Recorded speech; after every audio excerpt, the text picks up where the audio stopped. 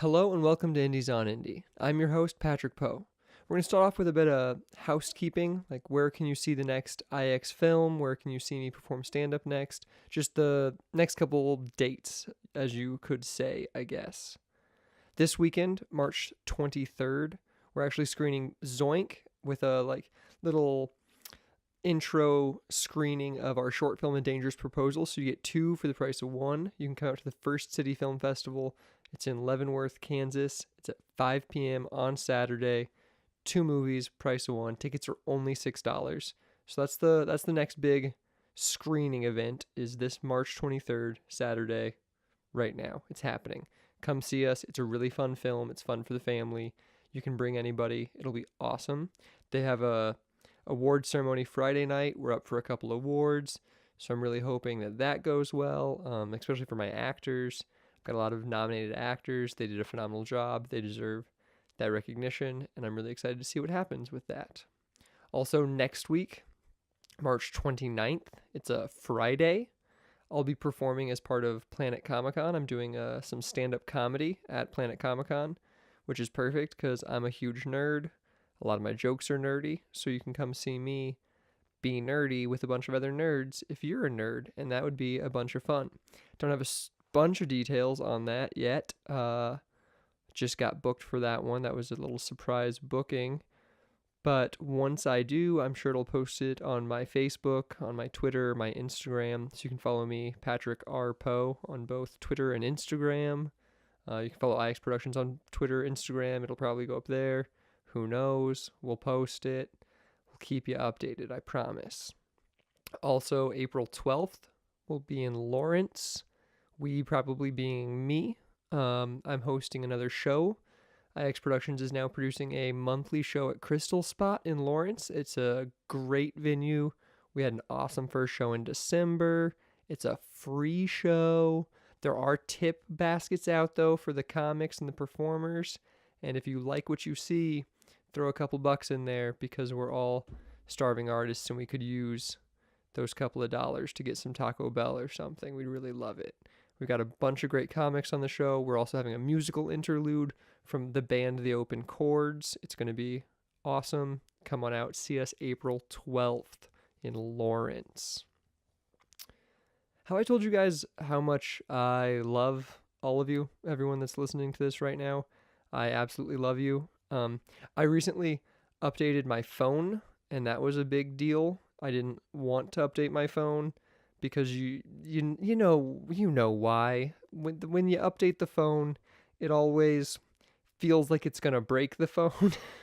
Just you're one update away from them deciding your phone's the useless phone, and you get the brick. That didn't happen this time.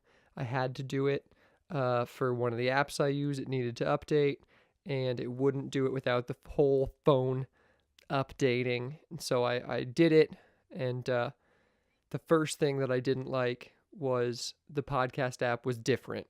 And that's mostly what I use my phone for, is listening to podcasts and keeping track of all my podcasts I listen to. And I was immediately just totally distraught by the fact that the app had changed.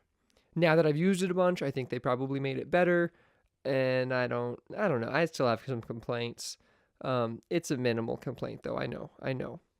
But they did change the app, and the coolest thing about the change is that it's so much easier to rate and review apps on iTunes through the Apple Podcast app.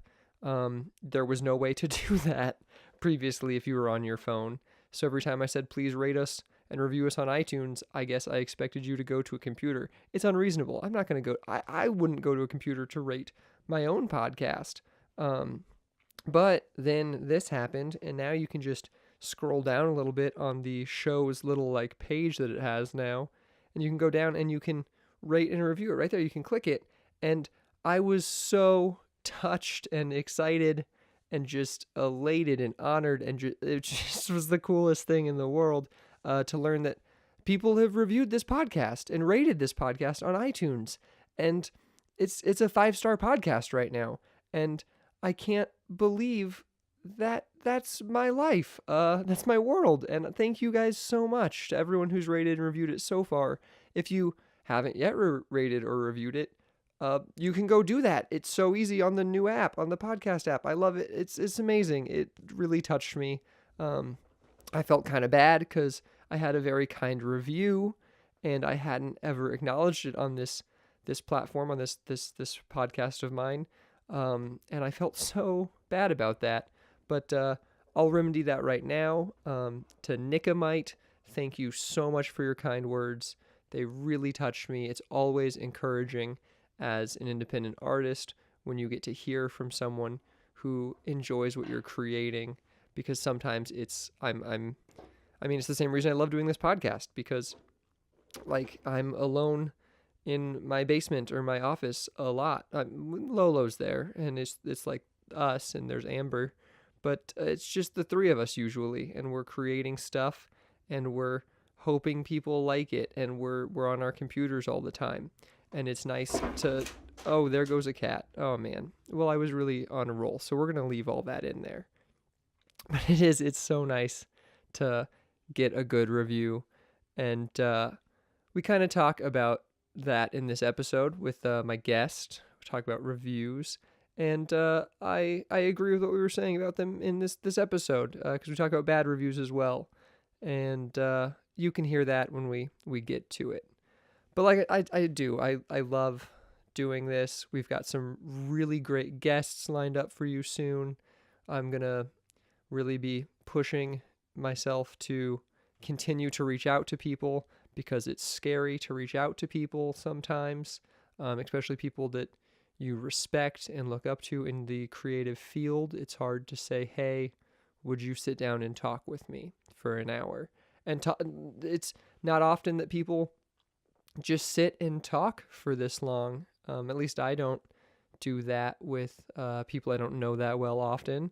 So it's a interesting venture, and I'm so appreciative of all the people that have been on the podcast so far, and I'm excited to see what's next for it. So make sure you hit subscribe, rate and review us, like I said, but click that little subscribe button so you don't miss all the wonderful future episodes. And now I'll quit talking about the future and get to what's happening right now, and that's this episode with Josh Leonard.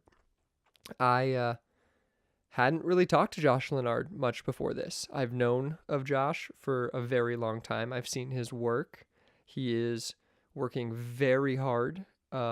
He just created a plethora of short films of varying genres, generally playing within the genre of horror, and also doing some sketch comedy. So if you like zombie horror with lots of blood and guts, you can go see that on his page. And if you want to see a joke about girls pooping, you can also see that on his page. There's a range of work there. But he's been making films in the Kansas City area just a little longer than me, and we've never really sat down and talked. So this was a great experience. He's a great guy. And without further ado, here it is, me and Josh Leonard.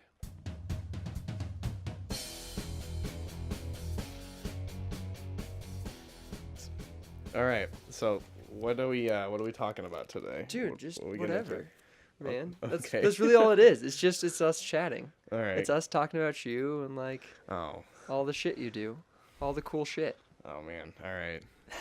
Do you not like talking about you? I try not to as much as possible, but why? I don't know. I'm just not super big into you. Well, yeah. You should be into you. Oh, we're already recording, aren't we? Oh yeah, we're always recording. Oh, okay. But this is gonna go. This is it. Great. All right. This is the podcast. All right. Let's do it. I like how excited you are. No, I am, and thank you very much for this. I am actually pretty excited about it. I'm excited to have you, because like I've known of you for a while, and I've seen your work, but this is the longest I think we've ever talked, and we're at true. 5 minutes. So right. Yeah. And same goes to you. I've seen a lot of your work and stuff throughout the years too. So. Yeah, because I think we started from stalking you online, which I did a bunch of, by the way. Yeah, well, I mean, social media. So. Yeah, and then like, because yeah, I'm generally stalking you all the time, because that's what Facebook is for everyone. Right, It's a way for me to continually stalk everyone I've kind of met, ever, which is weird. But right, yeah, no. Yeah, I mean, it's. I mean, when you put it that way, yeah. But it sounds weird the more I say it. You're right. I should quit framing it that way. No, it's okay. But besides that, like, I stalked you intensely over the past 24 hours on the internet. Okay. Because I wanted to like know about you so that I could talk to you. Sure, well, absolutely. I've got like things. Yeah, I kind I of forgot prepare. to send the little bio part, but I figured we would just go over it. Yeah, we'll talk about it. Okay. That's more so that I can like when I post it, I don't have to write you a bio. Okay. Yeah, well, I'll send it then. I appreciate that. Yeah. Thanks. Yeah. Because Cool. usually I like if you look at the other episodes, the bios written are the things I thought they might want in a bio. Right. No one's ever sent me a message being like, "Hey, that bio's garbage," but if you send me a bio, it makes my job easier. Right. You just copy So- and paste. Exactly, and I love that. Right. That sounds Yeah, great. change some few words around or whatever. Yeah, but It's a cool little setup. I like it. thank you. Yeah, I mean, I enjoy it. I did one of these a month ago, I think, for David Harris. We did it at a church. So I was trying to watch my language. You don't have to on this one. You can Okay, say whatever you well, want. That's great. Yeah. I don't know who David Harris is. He's another person in the film community. Oh, really? Yeah, nice guy. Okay. I think he had a team. He had a team last year in the 48. Okay. Yeah, I haven't ever done it. it's fun, but it's cannot be fun. You know, I mean, you do it a lot. I've done it since 2011. Okay. I think. Yeah, I was on Alden Miller's team in 2011. Okay. And So is that kind of when you started filmmaking? No, I started filmmaking when I was like 15. Oh, okay. For my Okay. birthday that year, I took my parents' camera and I told all my friends that I wanted to make a movie on my birthday. So they're like, and they told me I had no choice. That's a good way to do it. Yeah, and we made a little movie. No, I was like 15 or 16. I made one little, like, I don't know. My first film was a Dragon Ball Z fan film, Nice. Right, so I've just been forcing Lolo to watch through all of Dragon Ball Z. it's fantastic. Yeah. I'm actually reading the Dragon Ball Super manga right now because I didn't see the show. Oh. Or haven't. I've seen all the movies. I've seen some of the episodes of the show, but I'm watching through. Reading through manga. it, yeah. Nice. Pretty cool. That's a good way to do it. I've never read the Dragon Ball Z manga. I have other manga up there, Oh, nice. but not Dragon Ball Z. I don't know. It's just Disc. I That's missed okay. it. I'm I've read. I sorry. only read a few of them on the manga. It's just they're just a little bit more bloody. That's it. Okay. And they will say "damn" or "hell" or something like that more than which is when they started doing that in the show, Yeah. and then they stopped it when they were like, "Oh, this is more towards kids." Kids still really enjoy this show. We Yeah. need to make it so that kids can watch it. Exactly. Yeah. Yeah, no, I like it. We literally yesterday finished season 6, which is the end of the Cell Saga. Yes. So that was fun. And now we have the big time jump and it all gets weird and I like it. Exactly. Yeah. But so you started filmmaking at 15? Yeah, and then just kind of did it all the time. Like a friend of mine and myself, we were about to go into video production class in high school, and before, like, it was winter break or Christmas break, whatever, and Whatever you want to call it. right, holiday break. Yeah. The And- nondescript break in December. right. Yeah. And we were like, oh, we should get a head start. So he had a camera. We made a little Dragon Ball Z movie in his parents' basement, and it's terrible. And we used Were you Goku? no, we were our own characters. You were Mhm, nice. Just kind of in the same universe, and we thought we would be able to put in like power beams and stuff later in post and whatever, and How'd it work? and it didn't. So you see us doing the movements, and I think we had this. I don't even think we added the sound effects, but you see us do the movements and go, but there's nothing. So, but we choreographed everything ourselves. What were you editing on? Movie Maker. Oh, okay. Yep, we shot it all, choreographed it all, did all that. We were trying to. He had really long hair at the time. Mine were shorter, and like when we were powering up, we like would pause it, and we got a bunch of Like hair got to be gel glued or hair yeah. gelled. He hung his head upside down, and I'm trying to blow dry his hair so it would stand up, but it didn't work. So then we ended up like getting a fan, like a little tiny like fan, and try and make him like look like he's his hair's moving and stuff, and because he's powering up.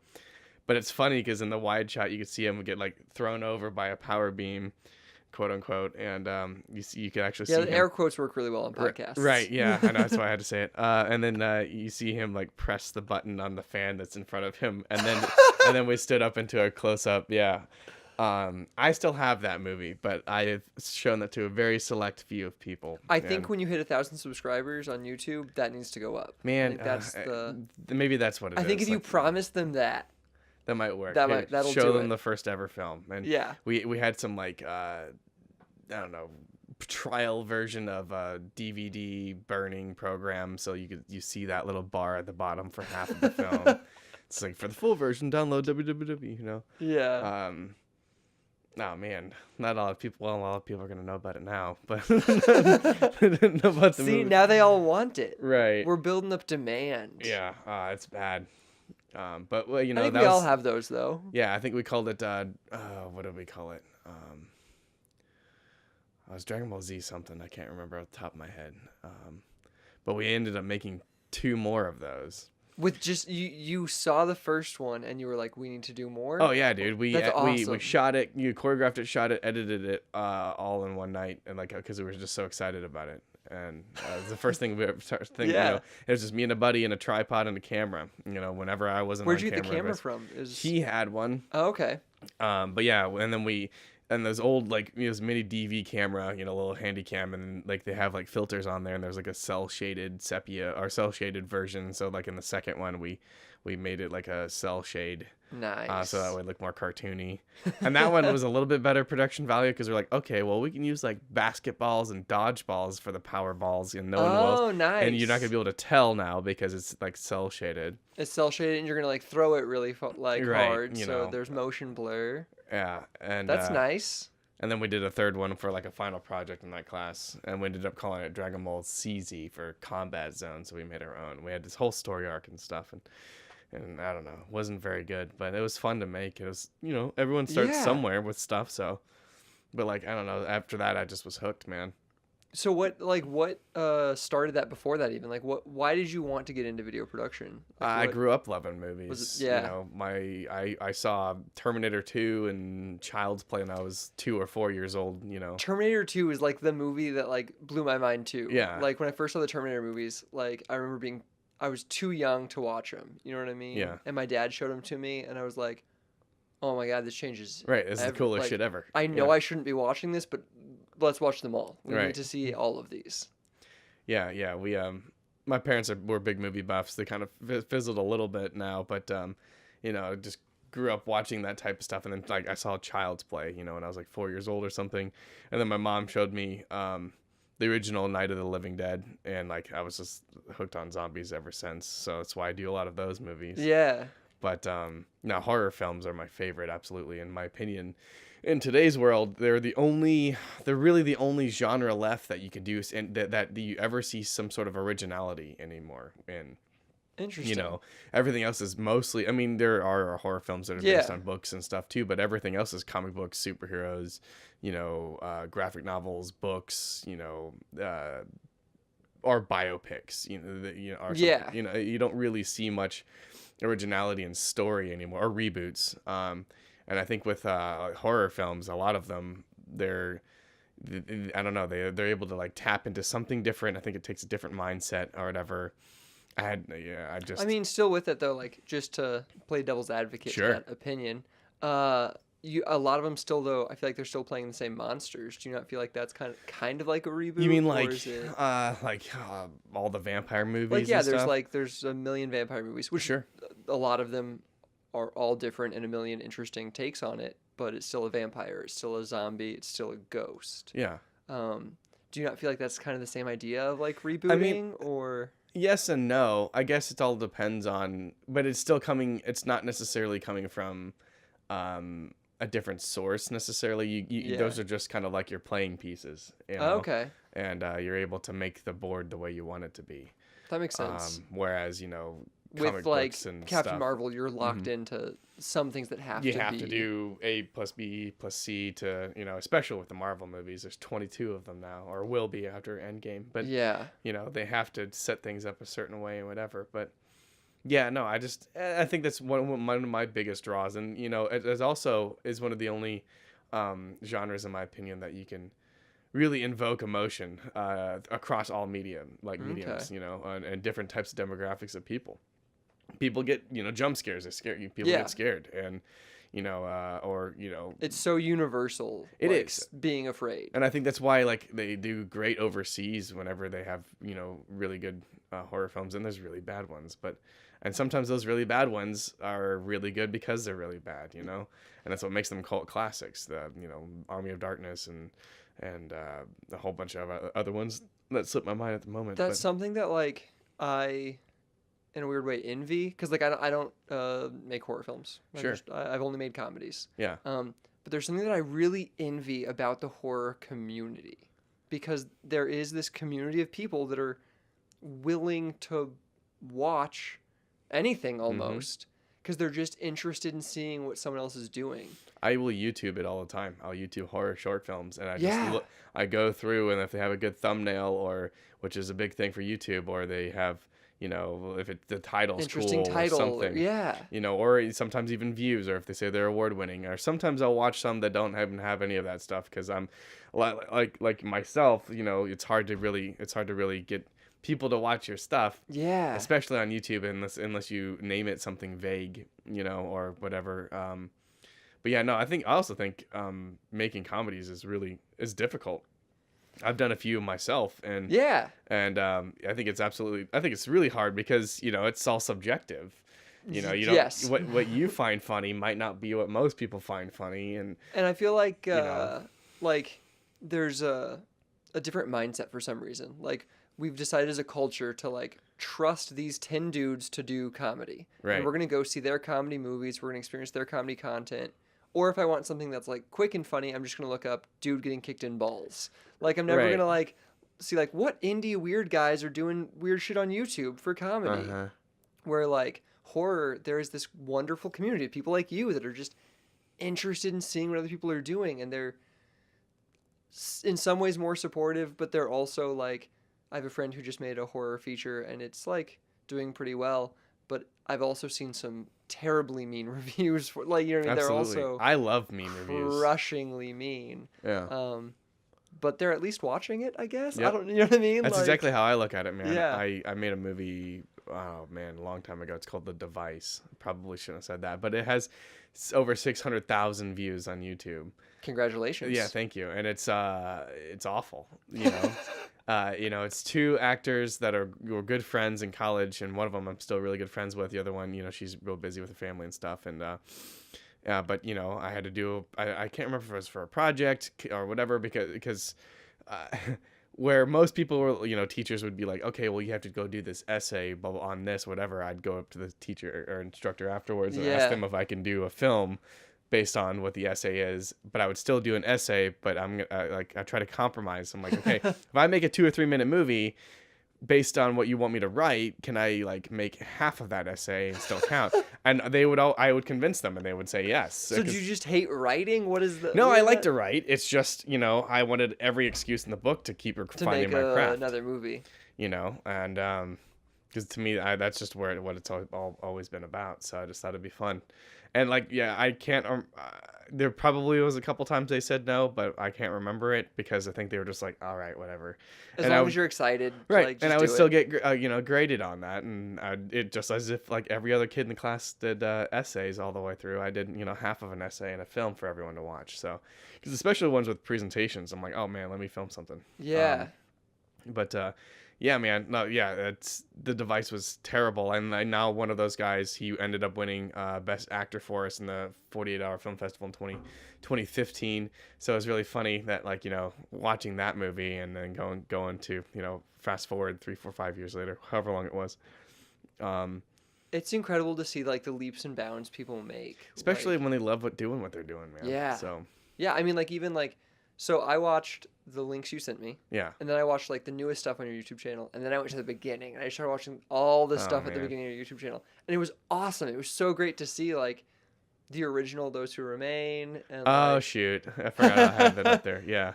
no, it's great though, cause like you can watch that and then be like, oh my gosh, he's still playing in this like medium, but he's now increased his skill 100 times, and it's Well, awesome. thank you. Yeah, no, that was in 2009, I think, when we shot that, and it took me 2 years to get that one together because I kept trying to make that, and then, I don't know, getting your friends to come out and play zombies is harder than you think, I guess, or extras or whatever. And That's something that like I right. actually like with watching the like original one. I was thinking about how incredible it was that you had what 10 I think there's people? 10. Yeah, and my dad was least? the big guy. Oh, was So, he? Yeah, See, that's he great. is patient zero. Yeah. That's incredible.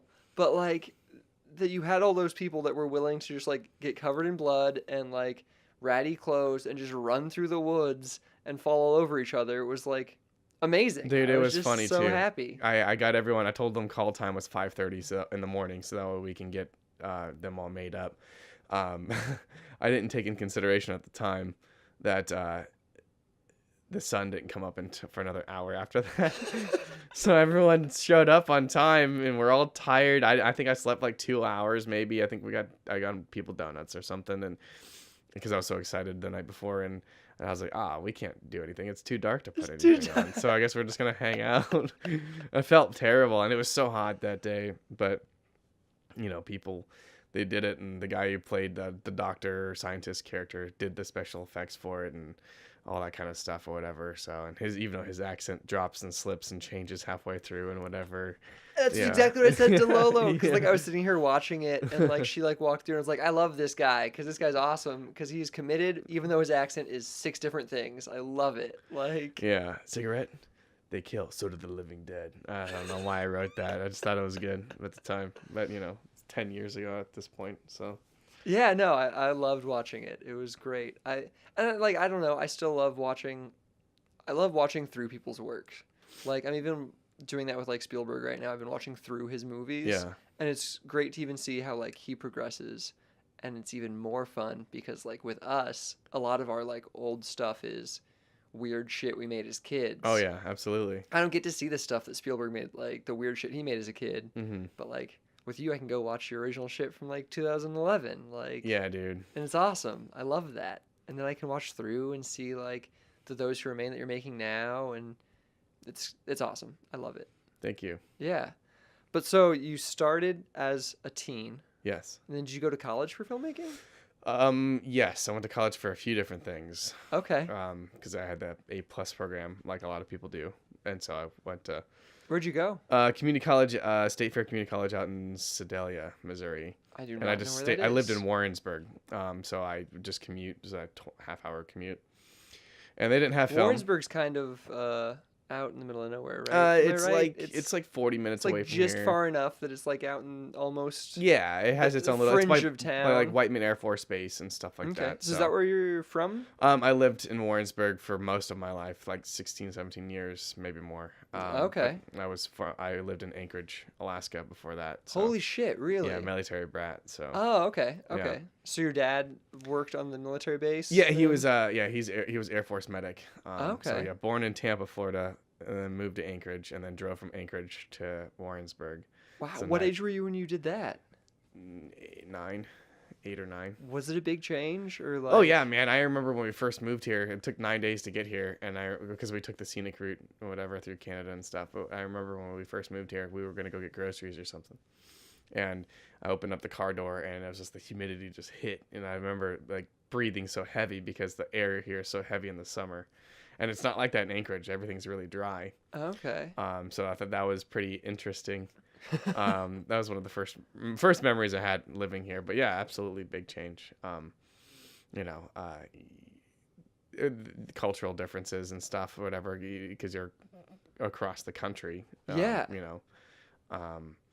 But it's I kind of mean, neat. in like Europe, it would be a different country. Absolutely. So like, it's crazy that it's all like how much of the U.S. is one country is nonsense to me already. Right. And so the fact that people are just like consider it all the same, but it's the same as being from a different country, coming from Alaska to here.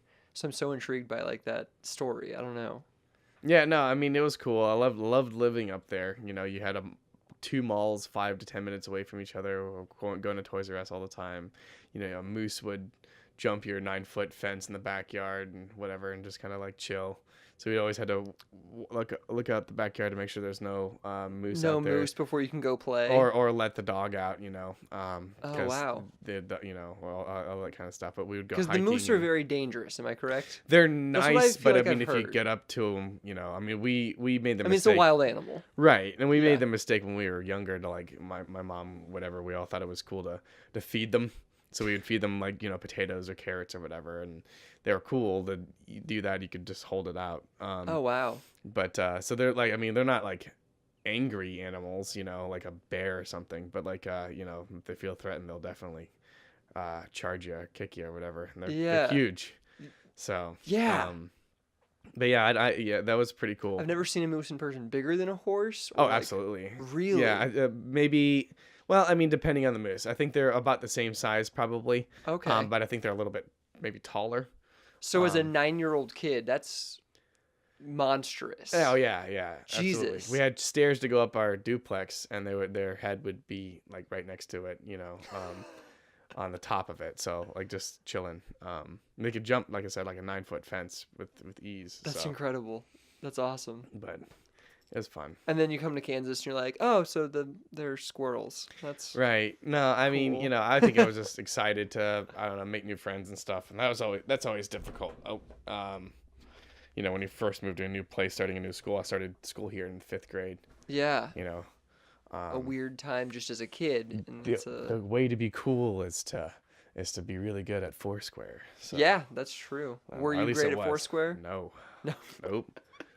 Not an athletic kid? I mean, I did athletics, you know, or whatever, sports. I did baseball and basketball. Not big football fan. You did all the sports that like you kind of had to do to be somewhat social. 'Cause that's what I Right. did too. Like Right. I did soccer, I did basketball, did baseball. So I got hit in the nuts, and I was like, I'm done. Yeah, I Like, enjoyed them for a little while, and then I don't know. I just knew it wasn't for me. yeah. Cause like, you know, my parents like, you gotta practice, you gotta do that. I'm like, I don't want to practice. I don't want to do this. I just I'd wanna- rather go draw or, you know, play on my Sega Genesis or something, or play with my Yeah. action figures, than, you know, sit here or not sit here. I Kick a guess. ball Yeah. or whatever, run around.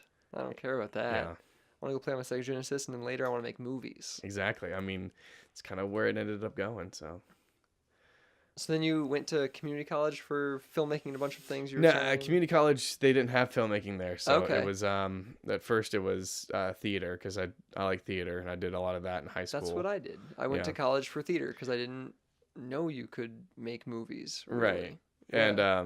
you know, and I was gonna get into the theater program, and I was gonna try and I wanted to do it out there because I did acting in high school and stuff, also with the films. And I was like, well, theater's really cool. Yeah, were you doing tech theater, or are you more into the acting side? the acting side? Really? I did. Okay. Yeah, I did a lot. I did a lot of the acting side in high school, and so I tried getting more into that in college because I was like, well, they don't have film here, so this is the next best thing.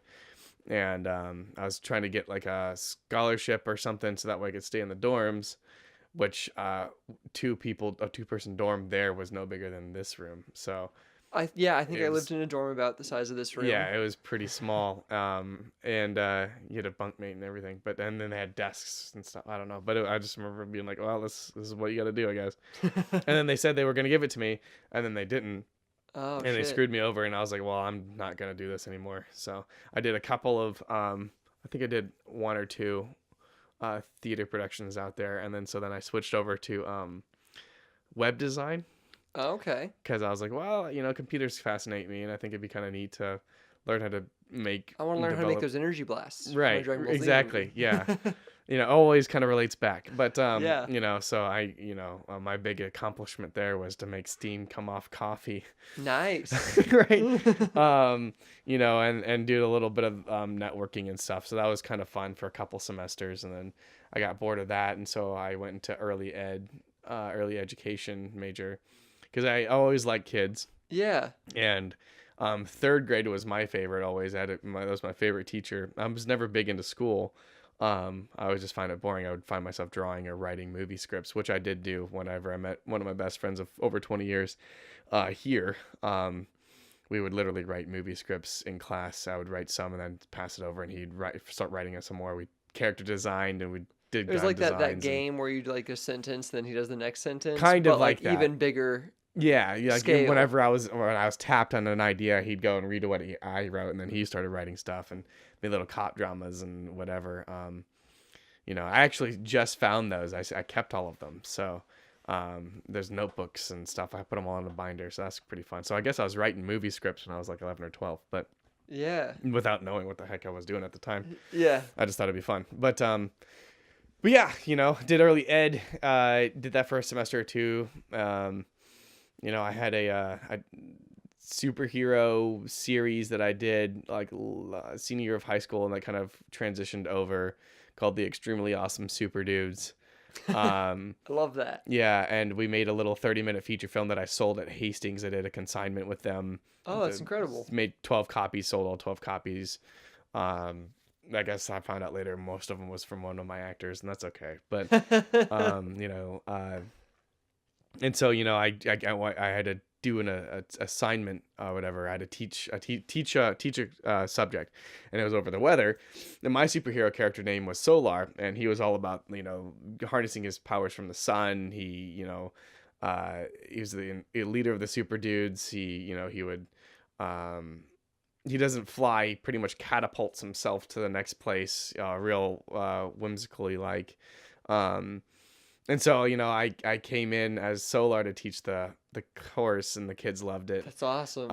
Or whatever. But I just found out, I was like, I like kids, but I don't know if I want to do this 300 days a year, dealing with 8 and 9-year-old kids, and then there were certain things like the curriculums that teachers have to abide by are really my favorite, and political standpoint aside, which doesn't matter at all. It's like the kids were given a piece of paper that had a little area to draw, and then lines to write.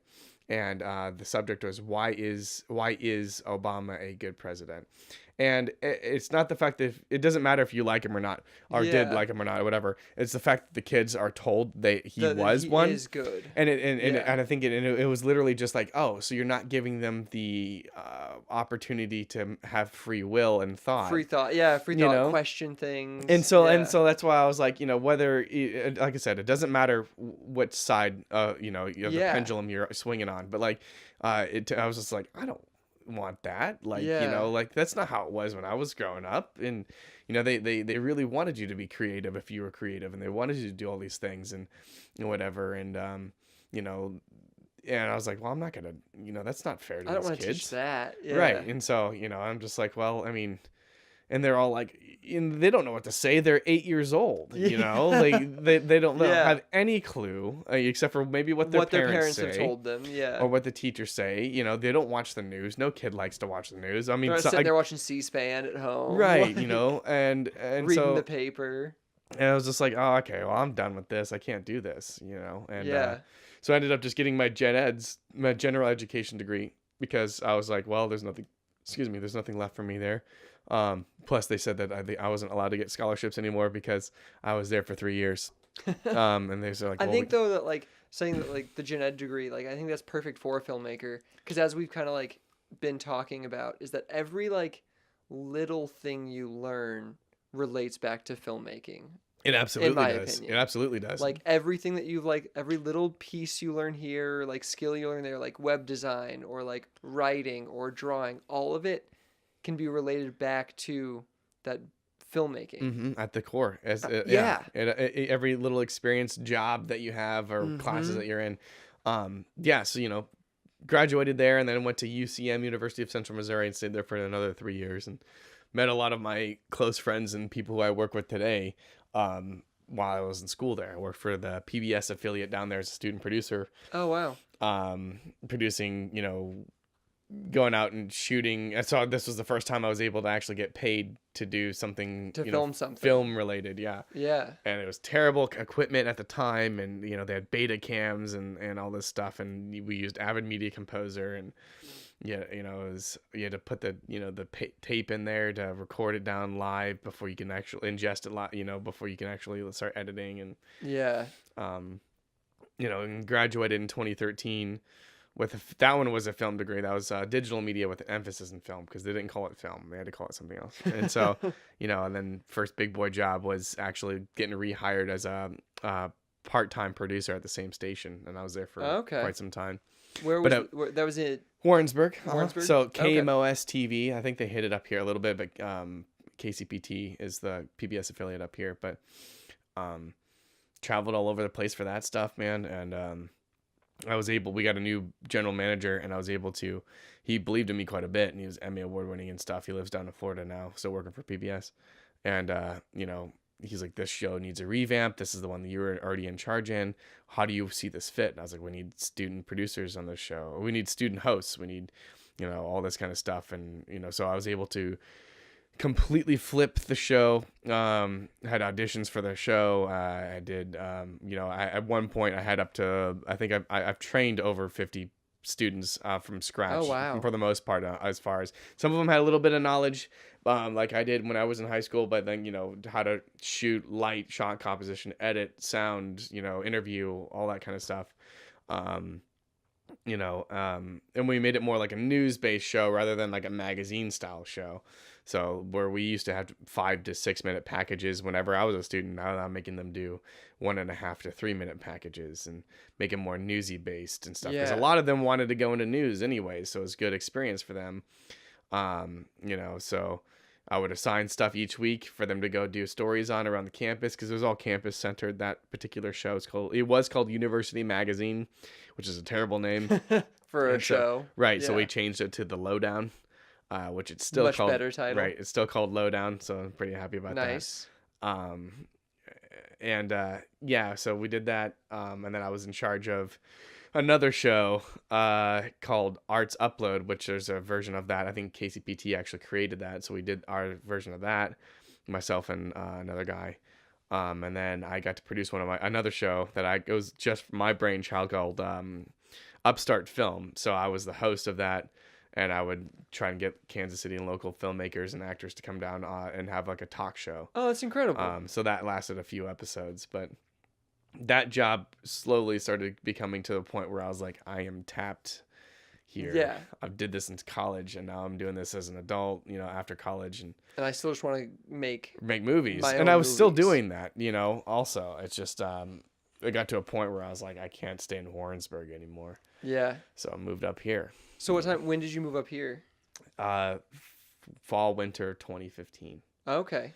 So when you started, like when you worked with Alden Miller, when you made Those That Remain, the first Alden time, actually was that my was all- boss at okay. KMOS originally, and then I took his position. Oh, wow. Because he left and became happy, and which I understood after I left, but just because which KMOS is a great place, it was a good starting point, and I love the people that work there. But when you want to make movies and do other things besides your PBS ground base, you're gonna become not as content as you could be. So I found myself getting grouchier, and I didn't like that, because that's just kind of not where I like to live. Yeah. So, and I love all the people there, and I still go visit sometimes, and they're doing great work, and they've won Emmys for Is shows. your family still there? Or? Yeah, my Oh, parents still live there. My brother, my nephew, my sister-in-law, they all live down there still. So it gives me an excuse. Yeah. And my friend, Eric lives there. My best friend 20 years, Jared, he still lives there. So I kind of was the only one to meander away. Got out. Yeah. But yeah, man, I took a job at Best Buy when I first got up here, and Yeah. and retail is something that's not difficult for me. Obviously, I'm talking to you with ease and going on tangents, but I was able to do that, and I've been shooting weddings since I was 18 years old, so I figured weddings would be a good market to start. Yeah. And I knew I wanted to get involved with everyone up here, so I met Baron Redman years before that, but I met Davis DeRock and Jeff Staub and all the other people up here. Yeah. To try and get myself in with all those peeps, and while trying to do all these other jobs. Yeah. I didn't go full-time freelance until I ended up working at this warehouse job that still dealt with like home theater and stuff, and it was like 5 or 6 in the morning when I had to be there, and I am not a morning person whatsoever.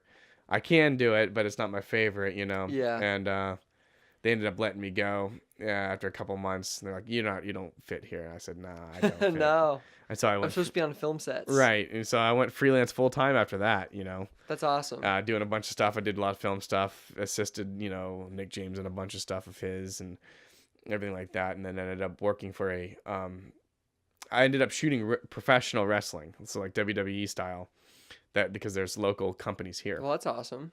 And because you're a wrestling fan too, aren't you? absolutely, man. I did it in high school too. We had our own little show. That's why we were able to choreograph our Dragon Ball Z movie. So that's great. Yeah, so I'm a huge wrestling fan.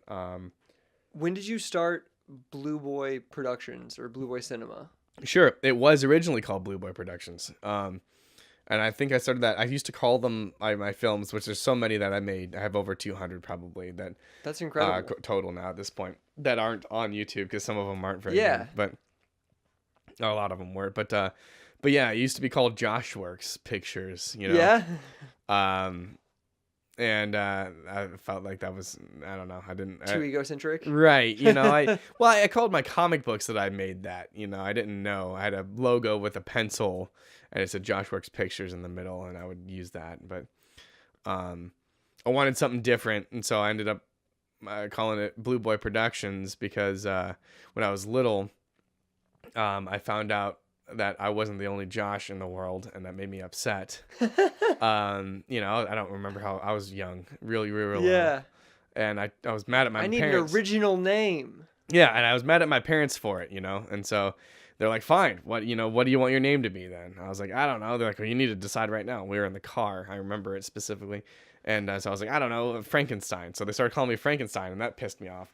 And so I was like, I don't want that. Stop calling me that. They're like, okay, you have one more choice, and this is it. And so I said Blue Boy. So I like that. Yeah, so when it came... That's a good name. Yeah, yeah. So, you know, when it came to... you know, actually making something that sounded kind of neat and interesting, you know, there's a lot of blue somethings, you know, as far as productions names go. Yeah. Blue Boy always kind of stuck out. Well, I couldn't do Blue Boy Productions very long because I found out that was the name of a gay porn company. Oh. And so I was like, well, I don't want people thinking that, you know. I also make gay porn. Right. You know, there is a market for that. That is not the market that I am in. Yeah.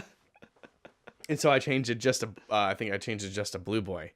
I went by other stuff, Stagefront Studios for a little while and whatever, just to kind of change it up. But I went by Blue Boy for a while, like Bad Robot. And then I was just like, I don't know. It's not like, is there something that's not there? And then ended up... I need to tell people what I'm making. Right. And I ended up just landing on Blue Boy Cinema, and I think it's going to finally stick. You know, yeah. It's been like that for a couple of years now, so either 2, maybe longer. But that is the origin of that. I like it. I like Blue Boy Cinema. It sounds real good. Sounds official. I'm happy with the new logo too. So the new logo is great. Yeah, where it blinks and stuff. Dude, I've liked, that was another fun thing going through like your old projects, was seeing the many iterations that your logo has gone through. Yeah, the baby one is my face. Oh, is it? Yeah. I hoped it was. Yeah. That makes me happy to learn it is. Yeah, that was that was me. Yeah, my parents are like, this is one of our favorite pictures of you as a baby. I was like, I'll just use that. I'll use that and I'll make it a little bluer. Yep. And it's perfect. I love it. That one reminds me the most of like Bad Robot even, like, or like a lot of the like ones you see at the end of television. You know what I mean? It's just like a still image and it's perfect because it's just like, this is the logo. And you're like, oh, okay. And that makes sense. It all connects. Right. I like that. We had to go, you know, I wanted to do a little bit more professional looking now, but yeah, that was fun. It was good when it started. Yeah. But so when did you moved up here 2015, but you were already kind of involved with some of the filmmakers up here? A little bit, yeah. Just because of coming up here to shoot stuff with people, and a lot of times the actors would come down to me. Oh, wow.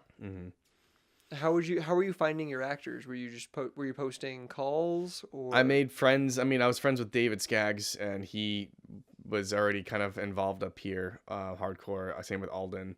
And so, like, you know, when I came to try and find people that weren't college students necessarily, which there's nothing wrong with that, but people, like, you know, there's a certain look or feel you need for certain people.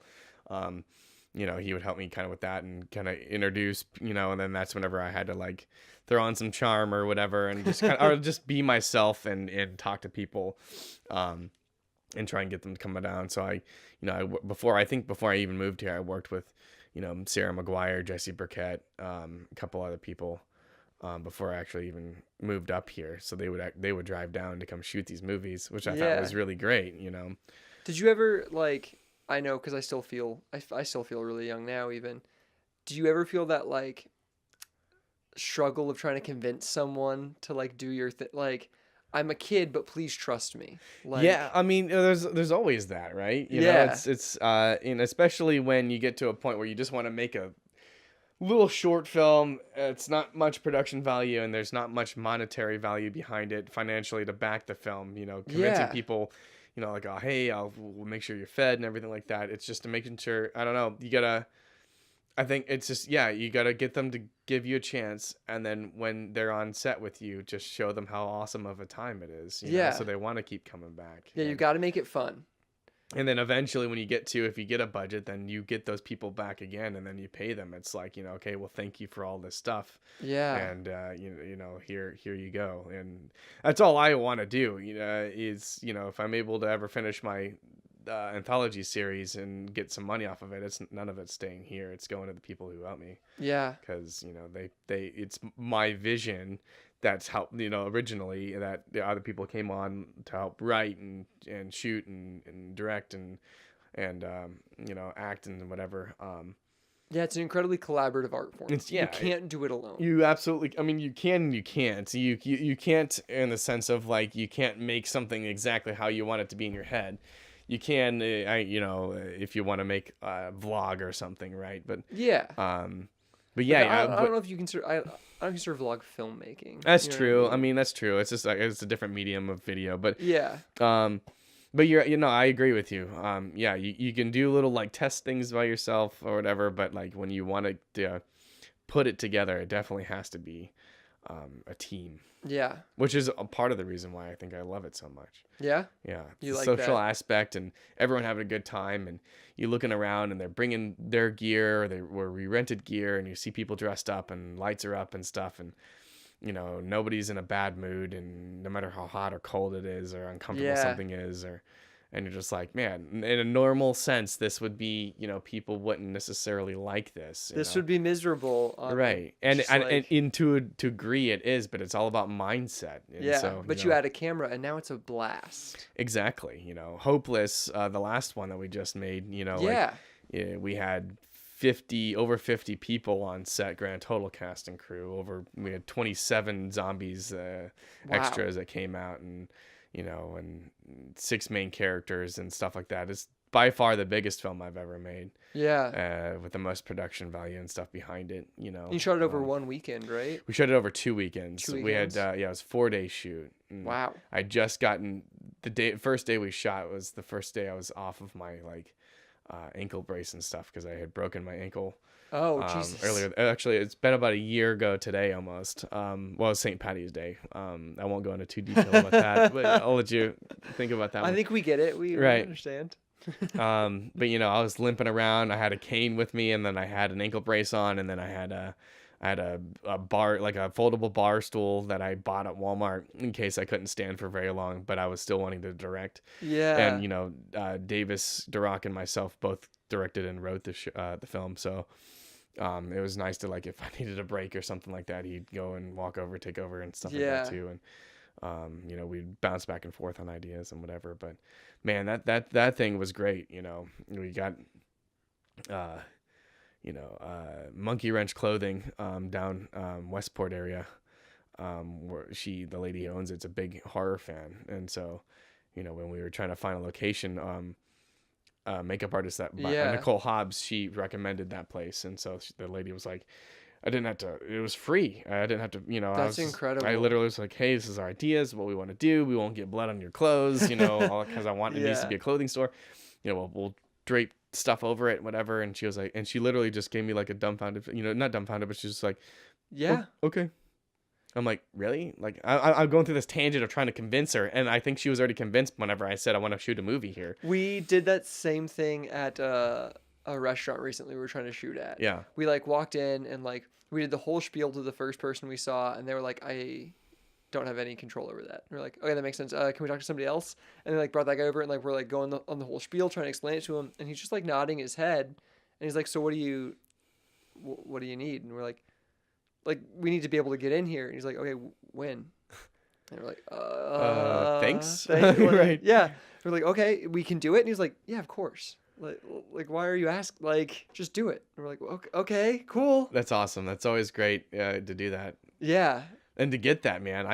Sometimes it's not that easy. No, sometimes it is a lot harder, and sometimes you just don't get that location. But I think that's why I'm still in Kansas City, though, is because I think Kansas City is so wonderfully open to filmmakers. It is one of the only cities that I've seen, at least to my knowledge, that has like so much Kansas City. I love Kansas City, like clothing, which is, besides like New York, you know, they have the I Heart New York shirts, and that's about it. But Kansas City is all about Kansas City, which, you know, it's funny that the city itself can be like narcissistic, but in the same sense for us, it works well because they want to support people who make stuff here. So yeah, you know, there's a lot of Kansas pride.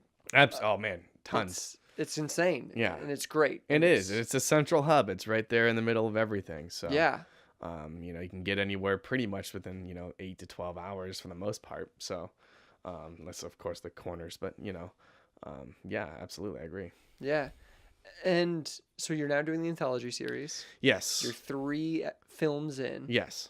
Do you call them episodes or not? I call them they're films. I mean, okay. Either way, it doesn't matter. Okay. I don't want to use the wrong terminology. Nah.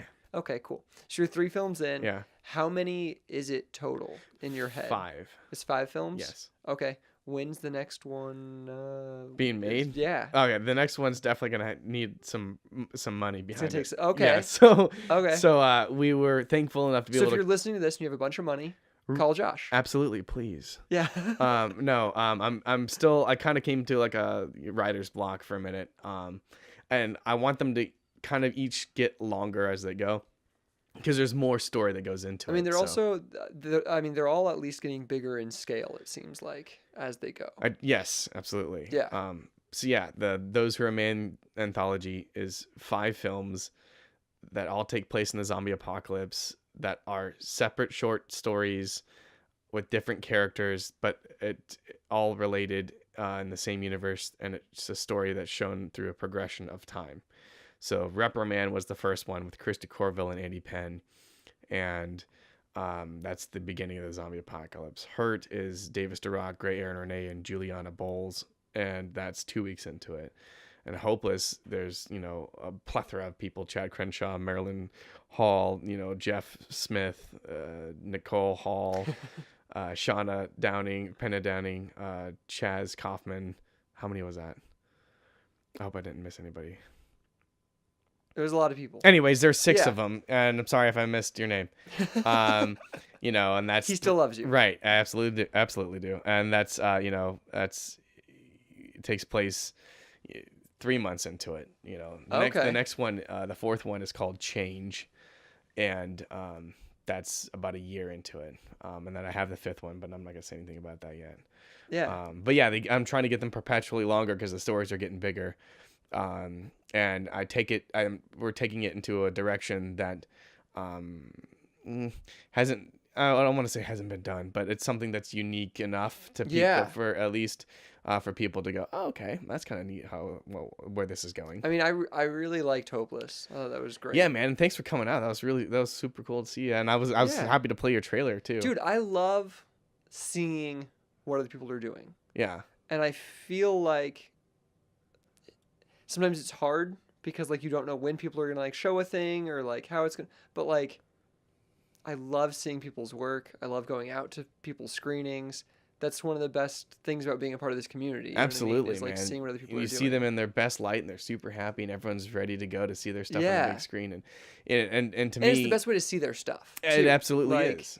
I would always rather see someone's thing in a theater. I would always rather see any movie in a theater Yeah. than at home on my TV or on my computer, or I agree. watch it on my phone. Like, that's the worst way. It's the best experience. It's you're engulfed in it. You're there for it. The lights are off. You're looking at one giant screen, and then you're just boom.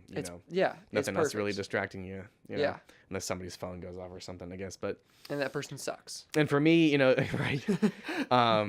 It's always doing the screenings and stuff. I've had a few. This was the biggest one. But it's always the best part about it for me is trying to bring as much people together as possible. So like Yeah. that's why like I reached out and put a post, about saying, hey, I want Let's show some to see trailers. other people's stuff here. I Yeah. want other people to come in and see their stuff on a big screen. And it was awesome seeing those trailers, because like I hadn't seen Eric Winkler's trailer for. Oh yeah, Inhumane. Yeah, I hadn't seen that yet, and so that was awesome to see. Yeah, And, it's like, gonna be cool. I think they go into full-fledged production. I think this summer. I think he was That's telling me. incredible. So, and werewolves are cool, man. You Yeah. don't see a lot of werewolves anymore. So I love werewolf stories, like absolutely love them. you should watch The Order on Netflix. Yes. Yeah. Okay, I added it to my list like 2 days ago. It starts off pretty cheesy, but it hooks you. Okay. And the actors have moments where like you're just like, oh man, they're not very good. But then you could tell like it's like they went through acting training as they're going, because they get way better as it goes. But no, the show is actually pretty cool. I think also with like TV shows like that, like I think some actors, you can watch them slowly find that character, and once they find it and fall into it, it becomes like just like a suit you put on, and Exactly. you're like, now I'm that character. But like the first couple episods, they have no what's And it going works on. with us too. You got day one of film, and Yeah. and you might not be shooting the beginning, in most of the time, not shooting in sequential order. So, Yeah. they're halfway through shooting some scene for the location, and you're just like, but like they always do an A+ job, because they're there to make a movie. But yeah, it's really cool when as a director or filmmaker or whatever, and when it just clicks, and then you could just see it happen. you know. Yeah. They can go from, hey, in their character to cut, and they're just goofing off with everybody. But And that's something that like with indie film though is like that I can't wait to change is the production time. I can't wait till it's more compressed, and so I can do it in like 2 weeks straight. You know what I mean, or 3 weeks straight to make a feature film instead of making it over the course of weekends for a year. And working around people's full-time jobs and stuff like that. Yeah. No, yeah, absolutely. That's why I'm like, man, I just need a little bit of funding so that way I can be like, here, go and take paid vacation. I'm paying you while you're on paid vacation to come do this. Yeah. Because I get it. People need to live, and not everyone has a luxury of being able to work from home or freelance. So Yeah. And even that is a luxury in a weird way, because it's stressful in a million other ways. Absolutely. And you hardly ever have any money. So, Yeah. You just gotta, but I said this to, I think, my dad the other day. I said, I'd much rather struggle doing what I love than working for the man or some job that I hate. Yeah. And hating my life. And I wouldn't consider myself struggling, but just the saying of itself, it's just like, it's so much better being able to, get up and, and do the grind yourself and try and find work and jobs and whatever. And then, being able to have the time to write something or get pre-production ready for the film that you're about to make or whatever. Totally. Yeah. I mean, we became pretty much 100% freelance 3 years ago. That's awesome. Yeah, it's been fun in a million different ways. You have, I'm And, sure you've had a couple of oh shit months. Yep. There are some times where you're like, I don't know how this is going to work out. Uh-huh. That thing isn't going to get paid this month. We'll figure it out next month, hopefully. Right. But it's been a blast in different ways. But it happened because pretty much I credit 100% to Nick Offerman. Okay. I was reading his book, and there was a line in it that said he was talking about spending too much time on his plan B, that he might as well make his plan B his plan A, or he needs to quit his plan B. And I was like, fuck, I'm working full time at this bar, and we haven't made, like, we were middle of production for She Loves Me, She Loves Me Not, Mm-hmm. and we kind of stalled out because we were both working too much. We were both working full time. Sure. We're like, fuck it, we've got some money saved up, let's quit and finish the movie. And we did, and we haven't come back. and it's been incredible. That's fantastic. Dude. Yeah. I love hearing about that stuff. Yeah. That's why I do this podcast. Is because I love hearing like other people's stories of like how you're doing it. Yeah. It's great. And I'm so excited to see what comes next. I can't wait to see your next film. Yeah, I got like 3 or 4 in the pipeline. Nice. So I'm taking a hiatus on those who remain because I know what I you want make from it bigger. And then the next change is probably going to be, part 4 is going to probably be half an hour or so. Oh wow. Yeah. That's a lot bigger. Yeah. So and here's the other How cool long's thing Hopeless? about them. Hopeless is less than right under 15. Okay. The cool thing about all of these That's what I've guessed it is at. that if you hadn't seen the previous ones, it doesn't matter necessarily. I came in at part 2. Yeah.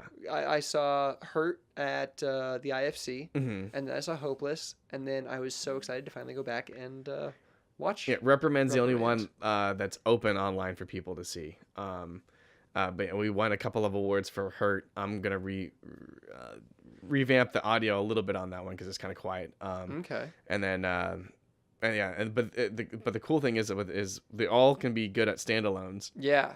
as their own separate stories. But if you watch them in progression, it You kind get of that flows. feeling of the time. Yeah. And so, like, for example, like Andy Penn is zombie in, I'm sorry, well, spoiler alert, he dies as a zombie film. He dies at the end of the first one. You see him come back as if you paid close enough attention, we didn't have as much time as we wanted with him, but he's a zombie in the third film. And, he attacks one Isn't of our that just characters. the perpetual struggle with Andy Penn is you don't have enough time with Well, him it's as you because want, dude because is he's just working incredibly consistently, talented and super constantly. busy. So I totally get it. And Yeah. he had rehearsal later that day, so we didn't have much time to deal with him to get him all in full zombie makeup. He also still had his shirt that he wore from a year prior to that. Oh shit, that's awesome. And so that was really cool. It was the same exact shirt. But yeah, no, and then there's a tidbit in Hopeless that Nicole Hawk, her character Charlie, is talking to Jeff's character, Yeah. and she says, "No, nannying is something different than babysitting. I was a nanny once for a family," and that is a little nod to the family and Hurt. the right? family and Hurt, Yeah. in part 2. So people who, it doesn't make sense when you watch them like this, but when they all finally come together, because they will continue to screen separately until I get part Yeah. 5 finished, and I'm going to put it all together, and then it will have one big feature screening. That's awesome. And that way everyone can see all that kind of stuff at the same time. Yeah. So it'll be completely, even if you've seen the other ones before, it'll be hopefully Totally different a experience. different experience. Yeah. You're like, oh, okay, well, that's cool. Then, this, So are that, the other. you've sent Hurt around to some festivals. Yeah. And it's done pretty well. Yeah, it won 3rd place in an online Atlanta festival. It's gotten selected for a couple other places. Like I said, I think it's done pretty good. I want Did to do go back good for you, what you wanted. It did better than I expected. Well, then so, it did great. Yeah, I Did got a fucking little incredible. award on a wall for it. Yeah. I was pretty happy with that. But yeah, I want to go back and tweak some audio. But we're never happy, right? With It's our never stuff. finished. Right, Yeah, it's never finished. That's just kind of how that works. But I'm probably done running that one on the film circuit. That's just for when it's all together. Yeah. But then is Hopeless, are you sending it around? I would like or- to. It's in that weird stage now. So I have to look for things that are 15 minutes and under. It might be Yeah. the last one I'll probably be able to do that with. Because it's just long enough that it's hard to program. Because most film circuit film festivals want 12 and under, 10 and under, Yeah. for their films. So I won't be able to do that with the next 2, but that's okay. Yeah. That's not the point of all this. That's just kind of No. for shits and grins more or less Yeah. of anything, and you could find It's just another way to get more exposure and get your Yeah. film seen by some more people. You get can some find more a feedback. film festival for $10 or $20 to enter your movie, and so it's like, okay, well, why not? Yeah. Yeah. So you're making other films then in between? Yeah. So I have That's cool. 3. I have 3 shorts in my head that are all horror based, and then a feature in my head that's also horror. Me and my girlfriend are actually writing that one out together. So Awesome. So Well, once she's just getting into filmmaking, right? Because I think I met her on set for Baron 7 Minutes. yes, Okay. yeah, no, she super creative person all around. She's a fantastic artist. She's a great writer, and just all around, just wants to be kind of immersed in all of it, That's awesome. theater and movies and all that kind of stuff and whatever. Yeah. So it's actually pretty neat. She just kind of dabbles and puts her fingers in everything, and loves all of it, Yeah. and at least tries it all and enjoys, aspects of it. So, and she's a great supporter and stuff like that. It gives me a lot of motivation and inspiration to do these things because I think she's a fantastic human being. That's awesome. And then, so I always love to ask, like, what, like, your goals, like, where you see yourself headed and what that trajectory for you is. Like, what is that plan? So, like, you're gaining a really good following on YouTube. Is that a lot of your, like, goals? Is that where your, like, mindset is at? Or currently, I'd say, like, as far as, like, most recent goal, yeah, we're at 770 subscribers at the moment, and I would like to get 1,000, because if you get 1,000 subscribers and 4,000 hours of viewing content, you can monetize. Because were you in the previous monetization that got taken away? Oh, you mean where you could just monetize the certain video? Yeah. Yeah, I did that. Mm-hmm. Yeah. Yeah. And that was cool. And then they took it all away. Right. And so I'm trying to get back to that, and so I was like, I get it, viral videos happen all the time, so it makes sense, whatever. Mm-hmm. They gotta have some sort of structure. But so yeah, we're kind of, besides doing film stuff, I do like vlogs on there. If I'm feeling up to it, I've done just a couple. Let's plays, I've done a few of those because they're kind of fun to do. Some sketches, we had one called Girls Don't Poop that's, I think, at around 56,000 views. It's gotten a lot of traction. Right, and the comments on that are interesting. And it's just little sketch things like that, and those ones are easy to do. You shoot for 4, 5, 6 hours, and you can edit it together. That movie was all improv with just a simple concept of, here's A, B, C, and you guys kind of figure out how to get there. And Chad Crenshaw and Gray, Aaron Renee, met that day. And wow. So like they had no, but I had a feeling, I was like, oh, they're gonna have some chemistry. It'll work, yeah. And I think it went pretty good. I think the movie's funny. Yeah. It's fart humor, but it's people enjoy that. It's whatever, but yeah, I'm trying to get that because that'd be really. It's really. I was telling Kelly last night about it. I was like, it'd just be really cool. I don't care. I don't want to make millions of dollars or anything like that making movies and stuff. It'd be just really cool. Like, for example, YouTube, just to be like, hey, I'm able to pay my bills. I was able to pay a bill with this, and you're able to pay something that with doing something you love. Yeah. And don't get me wrong, like doing corporate videos and weddings and wrestling, all that stuff is great. And I'm very thankful for all of that, and I thoroughly enjoy it and everything like that. But it's not making movies. Yeah, it's a different thing. That does pay the bills, and I'm very thankful to be able to do that in the same field and all that stuff. But it's not making movies and getting paid for that. So, being able to sustain myself film would be, and sketches or whatever would be great. And I just want to make a feature film. I want it to be out there. It could be video on demand. It could be on Netflix. It could be on Amazon. It could be wherever streaming site. I don't really care. And just to have people see it, and I want them to watch it and go, hey man, I seen this movie and I hated it. And like that's dog shit. And I just, I like bad reviews because that means people watched it and it invoked an emotion. Yeah. And that's fine. I go back through, like I said, The Device. If you want to watch a terrible movie I made, go look for The Device. It's one of the top ones on the first page, I believe, of YouTube. And you just read those comments. They're funny, and because they're so mean, but like you're like, oh, these actors are terrible. Oh, they do this, whatever. And it wasn't, but I like it because they took the time to watch it. And it's cool just to have it seen. Like we just put Mr. Lee on Amazon Prime. Yeah. And it is so mind-boggling to me when I like open up like Amazon Video Direct and it shows me my watch minutes. I'm like, who the fuck is watching this? Right. But like, that's incredible. Yeah. Like, it's being watched. It's still being watched. Exactly. Like, and the views have barely gone down from like the first week it went up. It's just consistently being watched by someone. Because people, I think there is an appreciation. There is a market for indie filmmaking. Yeah, people are looking for something different and original. Mm-hmm. And streaming has allowed there to be a platform for that. Absolutely. Which is great. Because a lot of people don't like streaming. Like Spielberg has a thing against it. Yeah, which is mind-boggling to me. Yeah, but it's necessary and it's nice and it gives original content a place to be Mm-hmm. because we can't compete in a theatrical world yet because it's too full of money. The key word is yet, my Yet. friend. Yeah, that's why I added Yep, it. I added it. No, the other thing I wanted to ask is was Davis Durock the first time you'd collaborated, like co-directing, and Yes. what was that for you? Yeah, no, yeah, co-direct. That was the first time I ever co-directed something. Yeah, absolutely. It's a different process. Yeah. You know, there's. Do you think you'll be doing more of it, or are you done? Are you just? You know, Are you I getting think divorced from David. No. No, Davis is great. He's a really good friend of mine.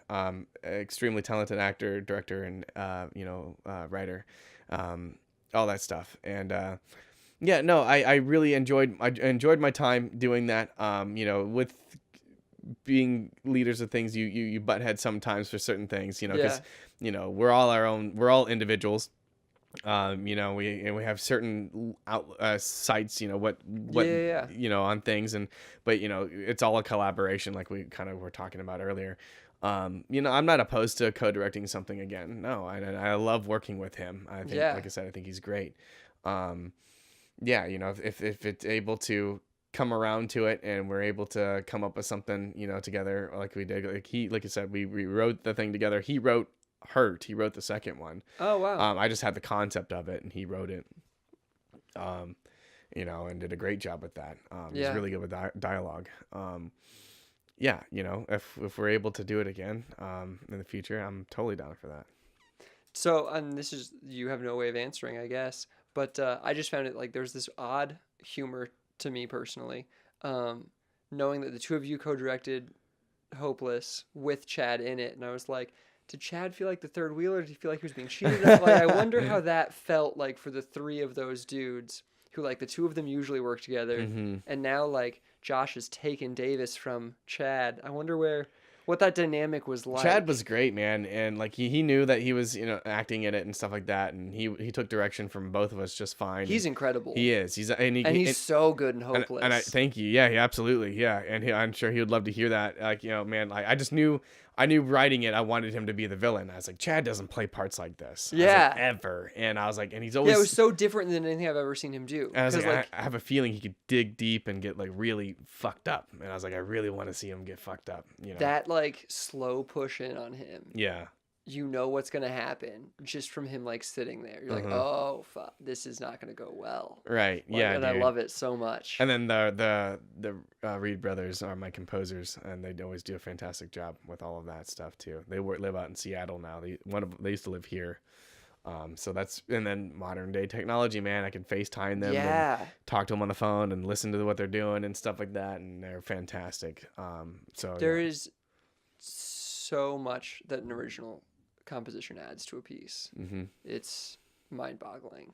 It really is. It's a different movie watching it without music. But yeah, no, Chad was great. Everyone on the set was great. Everyone just had a good time, and there's lots of blood and gore. It's the biggest gore stuff that I've ever done, which made me happy. Because I'm all about that. But it costs money, so you gotta use it where you can. Some of the stuff that I don't want to give away, we only had one shot to do, one take, because we didn't have enough prep time. And Letha's incredible. She did a great job. Letha is absolutely fantastic. I've been working with her since 2015, actually. So. And she's super nice and positive and great to have out on set. And I apologize for typoing her name in the credits. Don't worry, Letha, it is now fixed.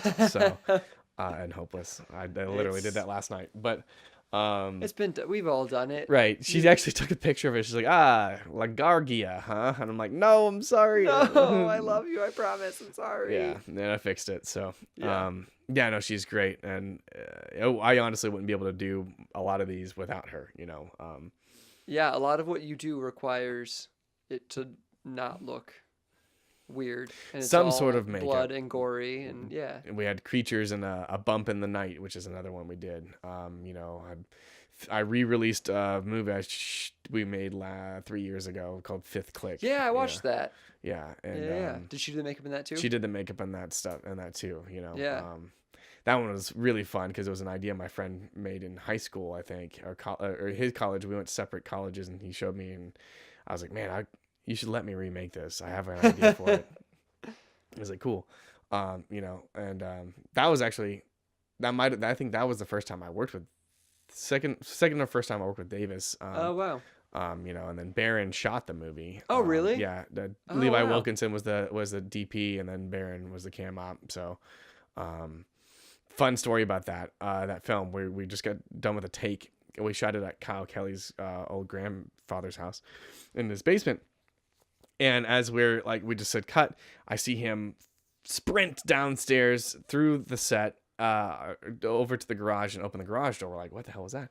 We open the garage door, and down at the end of the driveway, where there's a stop sign right there on the road, there's a car in flames right Holy there. shit. None of our cars. There's just a car in flames. And so, they bust the window open to make And sure. you're like, we need B-roll of this. No. Right? No. Yeah, we wanted to make sure nobody was in it. And the fire truck came around pretty quickly, so I don't know how long had been there. Yeah. Maybe somebody lit it on fire, and then before they lit it on fire, they called, or something. I don't know.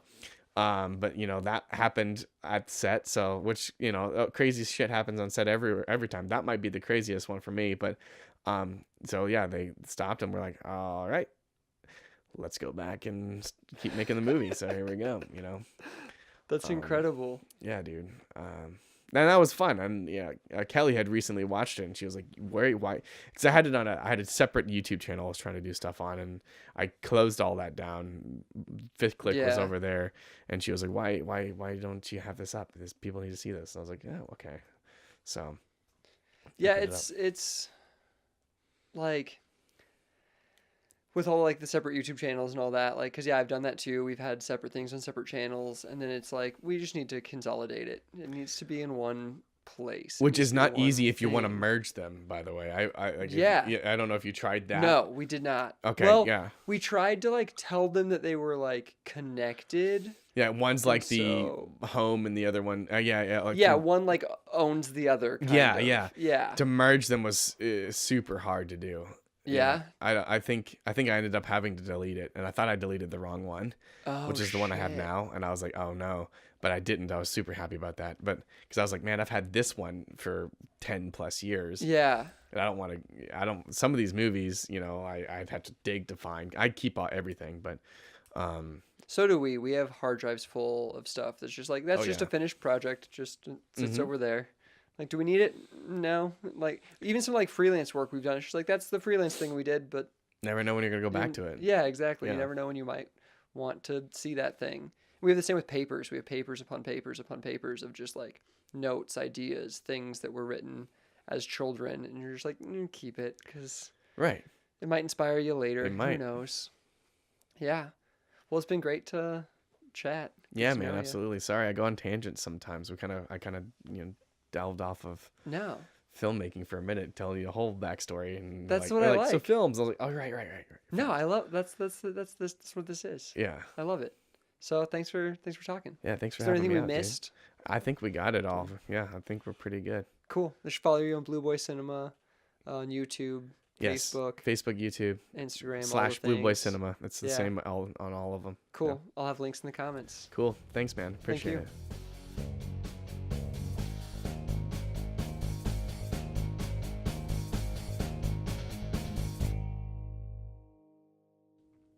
All right, there you go. That was Josh Leonard. Don't you like him now? That's the whole point of the podcast. So you get to listen to it, and now you feel connected to Josh Leonard more than you ever did before, because that's what I got to experience, is that I didn't know him, and now I know him, and now I love him. And just like every other guest on the podcast, I love him, because that's what happens when you talk to somebody for a really long time. You just immediately you become close to them, and you love them, and that's a good thing.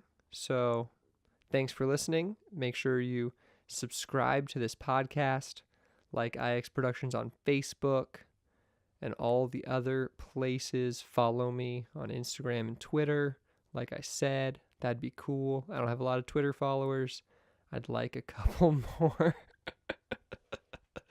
You can also follow Josh, which would be great. And that's kind of the point of all this. He's trying to get to 1,000 subscribers on YouTube. So please help him get there. He's so close. He has a whole video about how you just click boop and you can subscribe. It's super easy, and it really does help artists out. It's the easiest thing to click subscribe to any of our channels, and then you've helped us. So we thank you so much, and I'll see you next time.